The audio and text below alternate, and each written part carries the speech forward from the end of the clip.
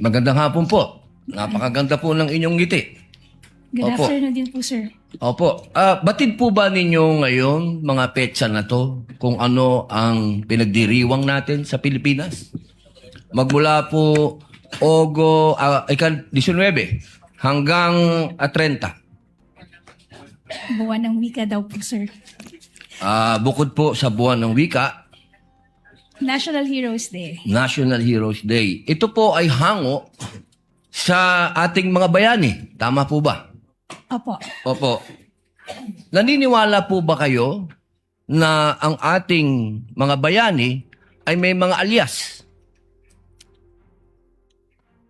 Kilala niyo po ba sila Di Masalang? I'm sorry po sa aking history teaching. Ayan, opo. Hindi ko na po maalala. Ito po ang pinakamagandang panahon para maipaalala po sa inyo na ang ating mga bayani ay gumamit ng mga alias.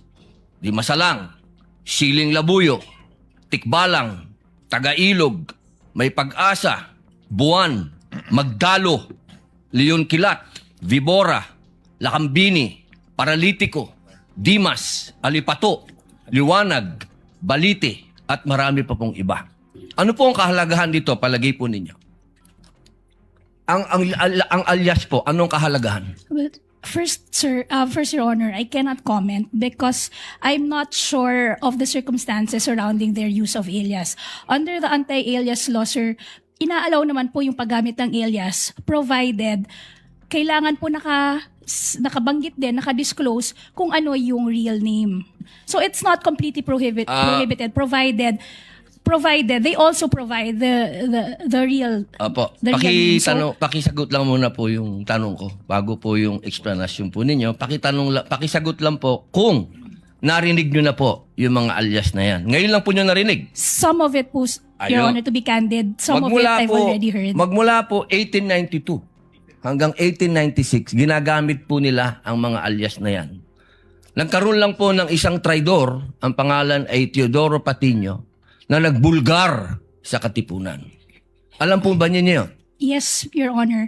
But the circumstances then were different because we were Bakit po iba? under... Bakit po iba? Bakit po na iba? May gera po nun, sir, and we were under Wala po ba tayong occupation. gera sa NPA? Ang NPA po, merong mga alias.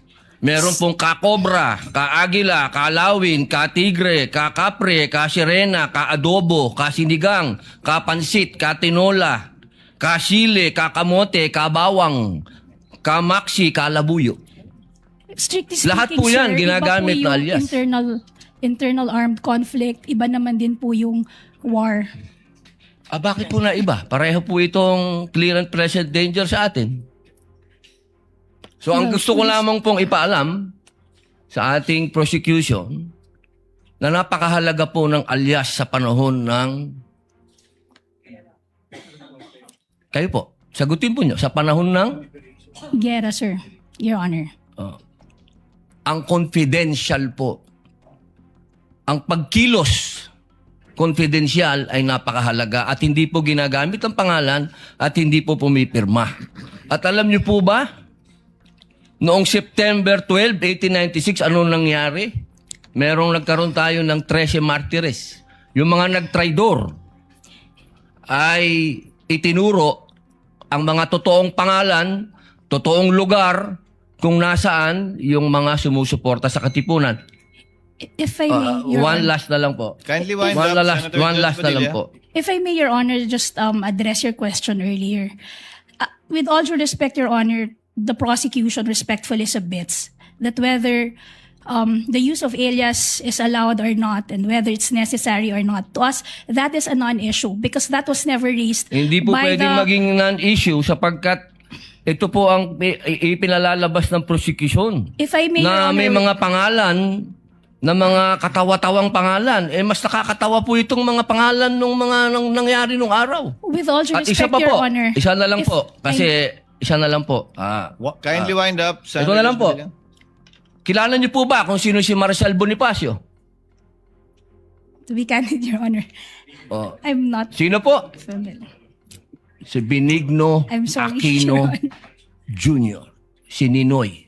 Siya mismo may alias. Maraming salamat po. Your Honor, if I just may, Your Honor, just to set the record straight, because it was made to, with all due respect to the Senator Judge, it was... Presiding Judge, allowed ba yun? I was about to make a ruling. Maraming salamat po. There was no question posed or poised, Attorney May. Let's proceed to the next Senator Judge who will interject. By the way, did you intentionally get rid of the platform? Yes, Your Honor, because we were not expecting that I'd be called again, Your Honor, to make way for the Honorable Chair of the Panel of Prosecutors, Your Honor. Understood. Senator Judge Aquino, Thank you're you. recognized for interjection. You may proceed, sir. When you're ready, you have 2 minutes. So bago po yung 2 minutes, Mr. Presiding Officer, tama po, si Ninoy Aquino po ang kanyang alias ay Marshall Bonifacio para makauwi po siya sa Pilipinas nung nasa Boston siya. Oho. Pero wala naman ho siyang confidential funds na, wala ho siya sa mga AR na confidential funds. Lilinawin ko lang ho. Okay. Pagdating ho sa prosecution, ang posisyon ng prosecution, yung mga pangalan ay totoong tao, di ba? Correct, no? You have not really mentioned aliases in any of your... Wala. Could you respond quickly? We have talked about aliases. Is the prosecution talking about aliases? That was never our point, Your Honor. In fact, the point of the prosecution is that that was never raised by the defense, either in their answer or in their pretrial brief, Your Honor. So to us, that should be a non-issue because even them, they never claimed that in any of their pleadings before this thank you. honorable court. Okay, klaklaruin ko lang ha. Ang siyang tao lang pong nagsabi na alias po sila, si Miss Gina Acosta in her testimony. Kanina po, sabi niyo rin na Mr. Ortonio na hindi siya alias or hindi niyo alam. But si Miss Gina Acosta in her testimony did admit that in her perspective, these are aliases. No? Just for the record po. Okay. So ito po yung mga tanong ko po. Sana po ito lang 2 minutes ko, Mr. Presiding Officer. So unang-una, Mr. Ortonio, you're very competent. Thank you for your answers. And I want you to answer just very candidly, no? Ano po yung naging personal reaction ninyo nung napag-usapan na yung possible misuse of the confidential funds at nung na-bring up na yung mga tawagin din nating katawa-tawang pangalan na parang klaro naman ay hindi naman talaga totoong tao. Ano po yung personal reaction po ninyo? Initial reaction, sir, would be, of course, merong questions, sir, no? There would be questions. But again, sir, I go back to the presumption, sir, that there is regularity in terms of the implementation, sir. Okay. So, may I ask, since you're in the top leadership of the OVP, nung nabibring up na to, ano yung personal reaction, kung alam nyo lang, ng Vice President, ng Chief of Staff, other leaders in your group, nung napag-usapan na posibleng nabigay yung pera sa mga kakaibang pangalan o baka hindi totoong tao, what was your reaction? What was their reaction? Would you know? Nag-meeting ba kayo? Did you call for an emergency meeting? Did you have a huddle in your office to talk about this? Sir, because yung AOM, sir, because it was sent to my office, sir, pina-personally received sa akin, sir, on behalf of the Vice President. Of course, I provided a copy to the Chief of Staff, sir, and the Vice President. Ang naging instruction lang naman po sa akin, sir, was to respond to the AOMs and make consultations with the Special Disbursing Officer and Security Officer para masagot yung mga concerns or issues raised by COA. Okay. Yan yung mga actions nyo, Mr. Ortonio. I'm asking about your reaction. Kinabahan ba kayo? Were you worried? Were you concerned? Was there any concern shown by the Vice President, by the Chief of Staff, by people in your office na posible itong perang ito ay hindi nagamit sa tama? On the matter of concern, sir, I think there is a concern considering that there is already an immediate instruction, sir, to reply to the AOM. That's the sir. AOM. Let's go to the bringing up of these names in Congress. Yung lumabas na yung piatos, pusa, pagong, mga ganyan. Were you concerned na yung pera ng bayan posibleng hindi nagamit sa tama at ito'y pinirmahan mo at ito'y nakapangalan sa inyong opisina, for example? Were you concerned? On ano sir, parang Honestly. immediate reaction sir. Yes sir, but nung as the hearings went on sir, parang binabalikan ko yung AOM sir. Hindi kasi po siya na-raise doon sa AOMs. So parang nabawasan po yung concern ko, personal concerns ko with those acknowledgement receipts. Did you call for an internal investigation after na-reveal yung mga pangalan na kakaiba?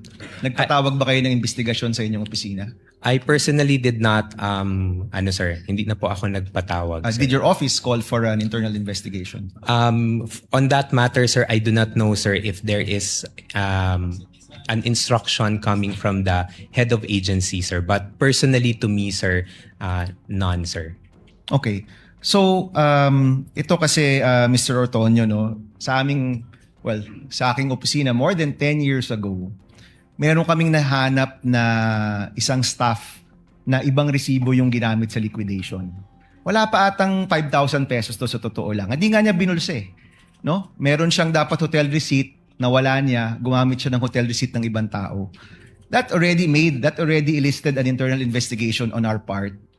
In the end, pinaalis namin yung staff na yon na kilala namin, kaibigan namin. 5,000 lang yun.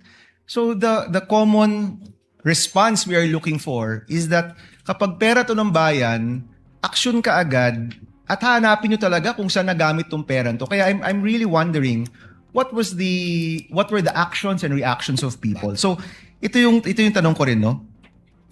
Mahalaga ba sa inyo, mahalaga ba sa iyo, sir, na yung perang ito ay nagamit sa tama? Na hindi ito nagamit sa mali o na bulsa lang? Yes, sir.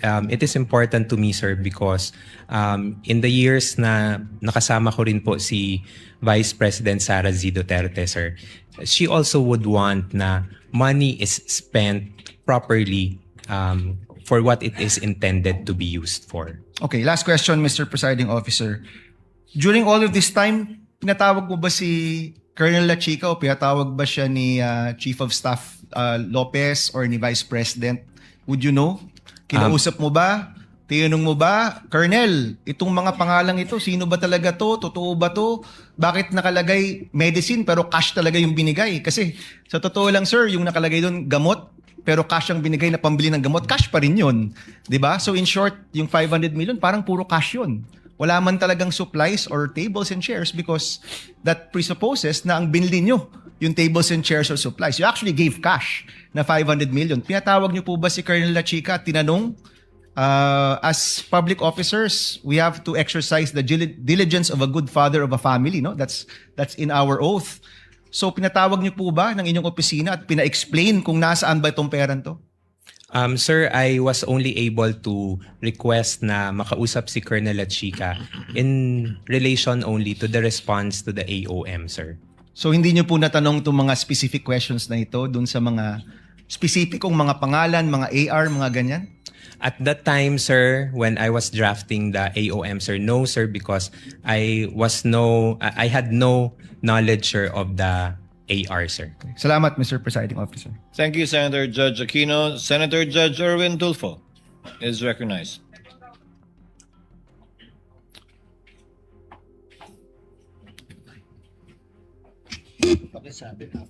Thank you, Presiding Officer. Ginoong Testigo.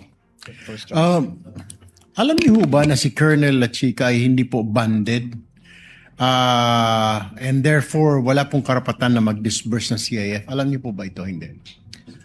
I know that si Colonel La Chica po is not bonded, and as far as I know po, ang special disbursing officer po is si Miss Gina Acosta. Pero sa pagkaalam po ninyo, pwede po siyang humawak ng ganyang kalaking pera at ayaw mo ninyong sabihin na disburse, kundi implementation na may kahit na hindi po siya banded, pwede siya mag-disburse or mag-implement ng ganong kalaking pera.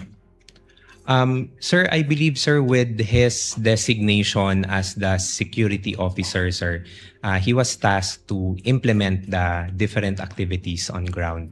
So, hindi nyo na po question si Ginang Acosta or si Colonel La Chica dahil may instruction po sa task. Tama po ba yun? Is that to my understanding, sir. Hindi ko na po natanong, sir, because there is already a delegation or designation for the both of them for the the different tasks that Saan we po will be galing doing. yung designation, sir? Can The you recall my memory? The designation po, sir, came from the head of agency, sir, the Vice President. All right. Sir, sabi mo kanina, I don't know kung kalimutan ko, nasa break room po ako kanina. Sabi mo, wala kang alam paano ginastos ang confidential fund when nag-usap po tayo. Tama po ba yun? Yes, sir. You have no idea.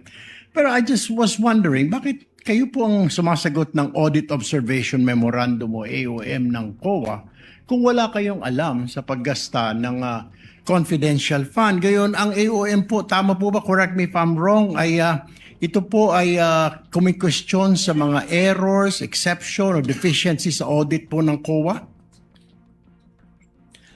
For my office po, sir, whenever we receive AOMs, for our officers sa OVP, when we receive AOM, sir, it's the chief of staff or the it's the chief of staff or the chief of staff and the assistant chief of staff, sir, who responds to AOMs on behalf of the institution. Pero sabi niyo po, kayo po sumasagot ng AOM.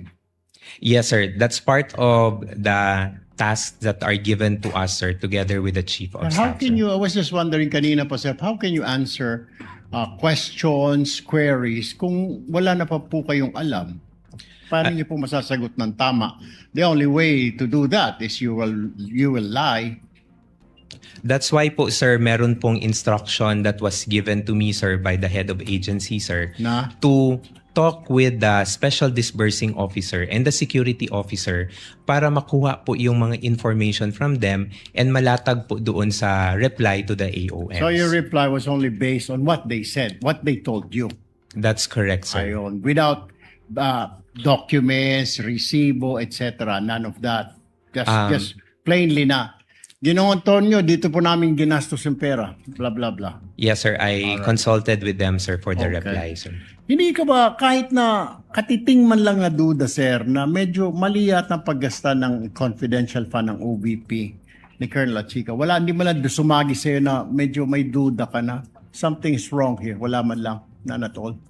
At that time, sir, may yung mga issues naman, sir, and when I consulted with the security officer, he was able to provide a reply naman, sir. So, although yes, initially, parang you would question, sir, no? But with the replies that I got from the security officer, sir, we were able to respond to them already to COA. The reason why I asked you that, ginong witness, was that nandiyan po kayo, syempre po yung tiwala ng VP po sa inyo. Di mo lang ninyo naisip na, teka mali ito, baka sumabit si VP Sara, sumabit ang OVP. Baka hindi naman talaga nagastos ni Carla Chica, baka ay hindi talaga napupunta sa kungkan. Hindi ho lang ninyo naisip. Or didn't you tell the Vice President, ma'am, ano ho kaya?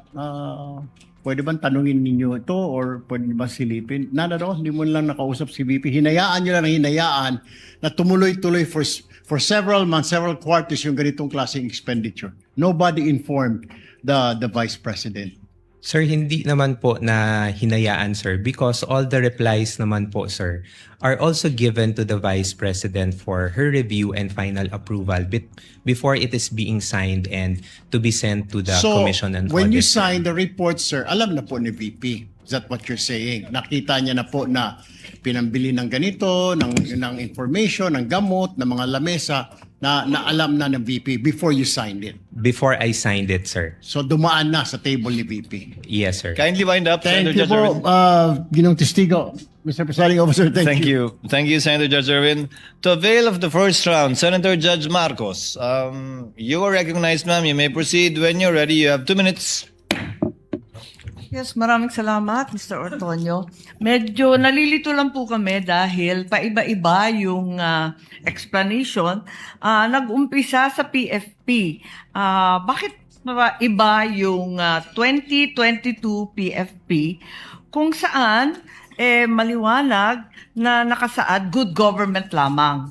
Pero nung nagsulat kayo, yung request ninyo sa DBM, nung 22 August ng 2022, ang sinabi na, dalawang bagay.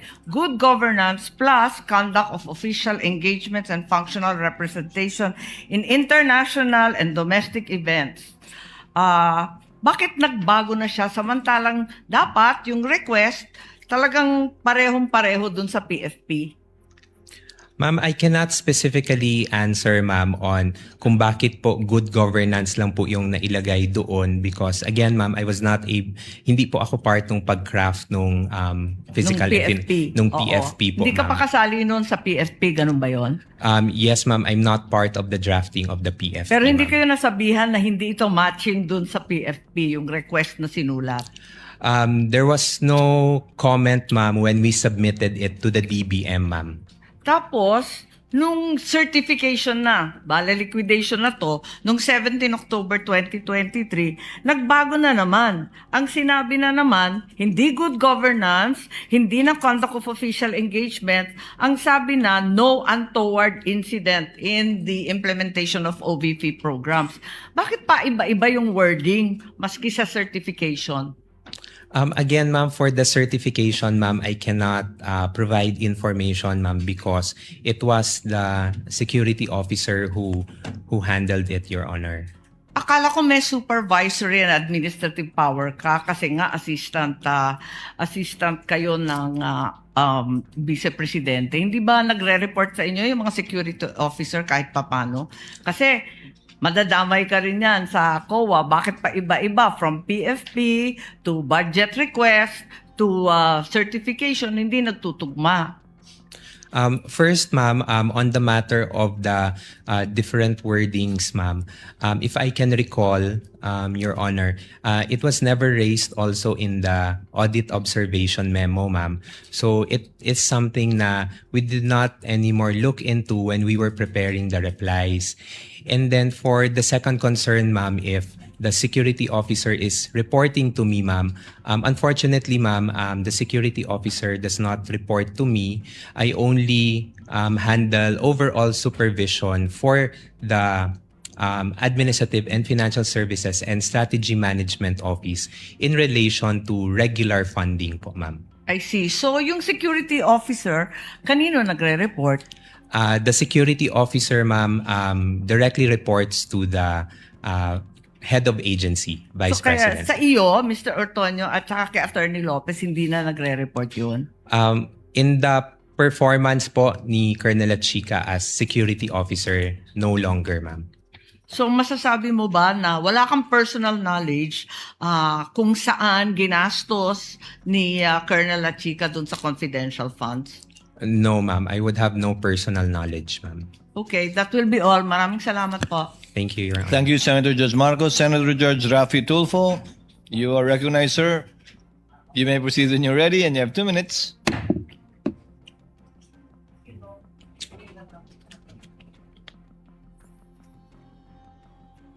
Mr. Witness, sakitin ba ang marami sa inyong mga informants?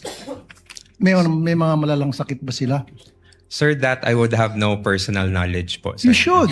Kasi ito, ang dami. 170,000, 50,000, 200,000 each informant. So para mabigyan nyo ng napakalaking halaga bawat isang informant pambili ng gamot, dapat magtataka ka. Anong gamot kayong bibili nito? Bilang isang intelihenteng tao, I know you're very intelligent, you're very smart. Did you not try to ask? O at least nagtaka? Baka may rheuma, arthritis, nagpapa-chemo. You should have asked. At kung mga bata nga, inquisitive yung mga bata, anong gamot ang bibilhin mo? Paghingan mo ng pera ng bata, kunyari, Toy, pahingin pera, bili akong gamot. Anong gamot bibilhin mo, kuya? Bata yun grade 1. Ikaw pa kaya? Why? At the time po, sir, I did not ask anymore kay Colonel Chica, sir. Why not? Because, sir, I already gave I trusted what the security officer mentioned to me, sir. But it is your responsibility to know. Kasi ikaw ang pumipirma doon sa AOM. Sir, in terms of the responsibility to know, sir, I'm not sure, sir, if I'm the one who's responsible to know, sir. But the So task you're to not me, sure. That means, ayoko nang gumamit ng pangsalita. It's unbelievable. It defies logic talaga, really, sir. You're not really making sense at all. Anyway, move on tayo. Yung, alam mo naman sa DOH, nagbibigay ng libreng gamot. Meron Yes, kayong mga medical assistance program. Yes, sir. Oh, ba't di nila kayo humingi sa DOH? In fact, by the hundreds of millions and billions, nag-expire lang dyan sa bodega ng DOH, natatapon lang. Sayang. So dapat humingi na lang kayo sa DOH. Bigyan nyo lahat ng informant nyo ng kung anong klaseng gamot. Libre pa. Nakalibre kayo. The wisdom behind how the confidential funds were implemented, sir, I cannot answer, sir, because again, sir, I am not the main implementer for the said activities. Kaya sir. nga, Mr. Smart Guy, nung makita mo na ang dami mga informant na binigyan ng mga hundreds of thousands each para sa gamot, you could have asked La Chica and said, La Chica, bakit di tayo pumunta sa DOH, maghingi tayo ng gamot para makalibre, makatipid tayo sa confidential funds? Libre naman sa DOH. Pag Office of the President maghingi, may budget, meron kayo allocation doon, I'm sure. In fact, sa Davao, ginagawa nyo na yun eh. Sir, that I cannot answer, sir. So again, it defies logic. Hindi po kapani-paniwala ang mga pinagsasabi mo. Sir, for me, it really defies logic. Sayang po yung pagkatalino mo rito. Nasira po yung pagiging isang matalino mong tao. Nakakahiya po dun sa mga eskwelahan na kung saan ka nag-aral at nag-graduate. Because ngayon, pinakita mo na nagsasalita ka na para kang, sorry sir, nagtatanga-tangahan. Salamat po sir. Pasensya na sir. Your Honor, with all due respect, Your Honor, I personally take offense of that comment, sir. I actually just did my duty, sir. At the time, sir, I believe na yun po yung kailangan kong gawin bilang isang empleyado po, sir. And I did my work, sir, based on what was tasked of me, sir, including the limitations that I can do to the duty that I will be doing, sir. So you're talking about limitation. Ikaw ang deputy COS and then malapit ka kay VP Sara and then pirma mo ang nakasaad doon sa AOM. So karapatan mo po magtanong. Okay? Now, you're talking about taking offense. Paano naman po yung mga taong bayan? They're being offended sa paglulustay nyo ng pera. Lumilita na parang nilulustay ang pera dito eh. Pera ng taong bayan po ito ang pinag-uusapan natin. If you're taking offense, mas lalo pong offended ang napakaraming Pilipino ngayon. Kasi hindi mo pa naibibigay ang tamang sagot. Pero kung naibigay mo ng magandang sagot, logical na sagot, then mawawala po yung sama ng loob ng taong bayan sa inyo. Sir, with all due respect, sir, I believe, sir, this matter of the confidential fund, sir, is still pending the final decision, sir. We are currently still submitting our motion for reconsideration on this one, sir. And we still have not received any final reply on this one. What So, I'm talking about, sir, is yung mga sagot niyo po, it defies logic para sa isang matalinong tao. Kasi kung ako, sir, pinesenta sa akin yung mga ganong klaseng dokumento at nagtanong ako at hindi nasagot ng maayos, I will resign. Kaysa naman makulong ako. Kaysa naman maipit ako ngayon tulad nangyari sa'yo at saka mga previous witnesses. Di ba? Dalawa lang yun eh. Patuloy kang magbubulag-bulagan, pirma ka lang ng pirma dyan, nakapikit. Pero, ang consequence yan, maaari kang makulong, maaari kang makasuhan. Anything can happen. Or, mag-resign ka na lang. Kung ako, I will resign. Mapapahama ako dyan, ba't ako pipirma dyan? Bakit ako pipirma sa mga nakalagay pagong, piatos, pikit, etc., kung ano pa mga kengkoy na mga pangalan? I would not consent to that. Outright sabihin ko, pag hindi niyo ipaliwanag sa akin yan, I will resign. Period. Thank you po. That was not a question, Mr. Orton. You need to answer. With the permission of Senator Judge Tulfo, may the chair replace the word nagtatanga-tangahan with feigning ignorance on the record? I see Senator Judge Tulfo nodding. So let the records so reflect the statement feigning ignorance in lieu of the Tagalog word mentioned earlier. Yes, Senator Judge Pangilinan is recognized. You have 2 minutes, sir. You may proceed when you're ready. Yes, thank you. Before my time begins to run, can we have a request for the uploading of third quarter to, no? Yeah, okay. Again, good afternoon, Mr. Ortonio. This is the accomplishment report for the third quarter of 2023, July 14 to September 30. Now, it appears here wala na yung 40 million pesos worth of medicines. Correct? That's correct, sir. Okay. Meron siya nung last quarter, meron siya nung first quarter, meron siya nung second quarter. Pero nung third quarter, wala na. Sabi mo kanina dahil yun ang hinihingi nung mga informant. So, nung third quarter, wala nang hiningi. Ano yun? Gumaling na silang lahat? That I cannot, again, sir, I cannot answer, sir. Yes. At hindi ba you received the AOM on October? Sometime in October? October 4, 2023, Okay. sir. Ito, October 9. So doon sa October 4, when you received the AOM, nandun na yung findings na dinidisallow or pinapa-submit ang additional documents. Tama? For medicines, etc. That's correct, sir. Okay. So, mukhang hindi gumaling lahat nung binibigyan ng gamot. Ang nangyari, mukhang dahil nakita ninyo yung AOM at ipinagbabawal, binago ninyo. Tama po ba yun? Sir, again, sir, I cannot answer kung binago yung accomplishment report, sir, because it's something that I personally did not prepare also, Okay. sir. Now, I move on to another point. Sabi nyo, nung natanggap nyo yung AOM, you went point by point sa mga issues, tama? Yes, sir. Ang tanong, bakit di nyo binuksan yung sealed envelope dun sa ARs? Kasi andun lahat ng mga acknowledgement receipt. Bawal ba? Sir, I did not open, sir, because at the time, sir, the AOM indicated that we are requested to submit the documentary evidence of payments. And that is the acknowledgement receipts. That is Acknowledgement what you are being receipts. required to submit. to submit, sir. So Yes, should sir. you not have gone through the acknowledgement receipts to check because you're being asked to submit the documentary evidence of payment and to check if the ARs are actually documentary evidence acceptable?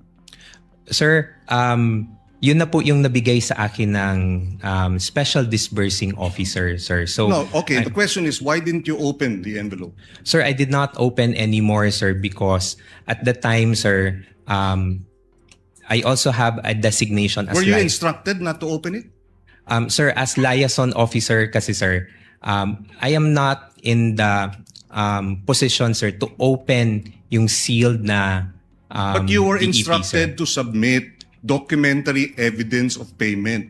So in other words, you complied without going through the documentary evidence of payment? How can you now tell if it was documentary evidence of payment that you were submitting when you did not open the envelope? What were you submitting? I personally did not open it anymore, That's sir. why, but you were being required by COA to submit, to comply. So Yes, sir. Would you say that was substantial compliance? Sir, yun po kasi yung na-require ng AOM, sir. So we submitted the documentary evidence Kasi of ang payment. sitwasyon dito, dahilan mo o depensa mo na hindi mo na tiningnan o hindi mo nakita. Pero tama bang depensa yun? Na hindi mo nakita kaya hindi mo masasagot?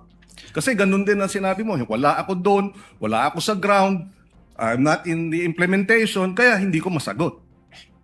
Is that compliance with, the requirements of COA? Sir, the duty po, sir, to ensure that the DEPs... There was nothing to stop you from opening the envelope, right? There was nothing. Sir, the JC, sir, indicates, sir, that there are only certain individuals who have access You could to get clearance. Could you? Sir, Of that's course. what... Of course you can. I did not ask anymore, sir, because I Okay. parang respectfully in-acknowledge ko na kung ano yung nakalagay sa JC, sir. In other words, you really did not go point for point as you earlier or testified to. Kasi pag sinabi mo we went point for point, parang masinop yung naging trabaho ninyo. Di ba? Thorough. Point for point. Pero ang lumalabas dito ngayon, hindi nyo binuksan yung documentary evidence of payment, hindi nyo binusisi. Hindi ba? Sinabmit lang ninyo. Again, we're talking of hundreds of millions of pesos. And I'd like to think, being an intelligent Ateneo graduate, diba, that you would have exercised greater diligence as you tried to monitor, check on, supervise financial services head how government money was being spent. Yun ang tinatanong ng mga kababayan natin. Mahirap paniwalaan, I'll wrap it up here, na kayo ay gumastos ng 122 million para sa gamot na reward dahil nag-surveillance yung mga informant at nabigyan ng reward at hiningi nila gamot at hindi niyo binigyan ng gamot, binigyan niyo ng pera para sila nang bibili ng gamot. Sabi niyo usual yun. Kindly wrap up, Senator Judge Pangilinan. No further questions, Mr. President. Thank you, Senator Judge Pangilinan. Finally, Senate President Gatchalian, Thank you. and then Senator Judge Padilla. Thank you, Mr. Presiding Officer. To wrap it up. Merong binabasa ko itong reply ninyo, Mr. Ortonio, to COA, dated November 30, 2023. At nakasulat dito, I'll flash it on the screen. Paki-flash na lang. Hence, the 125 million CF was fully utilized for expenses planned, implemented, and paid during the 3-month period covering October to December 2022. So, sino nagbayad ng 125 million in advance? Sir, there was no payment in advance that was made, sir.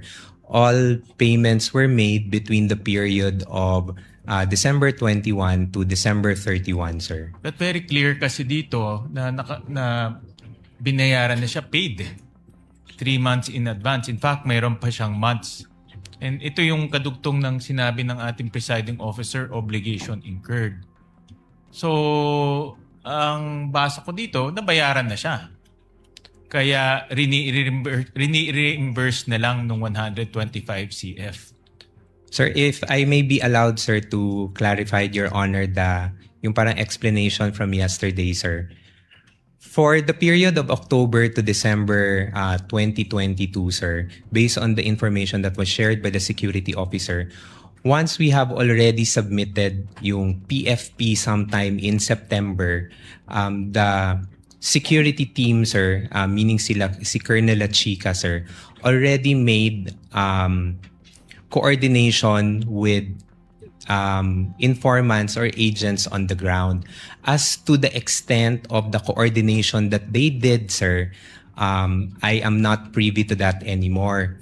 However, when we received the SARO in December 13, 2022, which already indicates that we already have the funding for the confidential funds, that's the time that they were able to make definitive agreements with the informants on the ground. And once the payment, once the check has been encashed already, that's the time that payments were made between the period of December 21 to 31. Mas realistic pa kasi kung in advance tapos reimburse kaysa 125 million gagastusin in 11 days. So mas realistic pa nga itong explanation ninyo kaysa doon sa 11 days na gagastusin. And we're talking about 840 45 acknowledgement receipts scattered all over the country. Kaya itong explanation ninyo mas realistic pa, albeit although violation ng joint circular. So I'd like to point out lang, Your Honor, that there were no reimbursements made, sir, based on what was relayed to me, sir. There was no reimbursements But made, this was sir. information relayed to you by La Chica. Colonel La Chica, sir. And itong si Colonel La Chica, kanina naririnig ko, hindi nyo alam yung direct na ginagawa niya, hindi rin alam ni Acosta.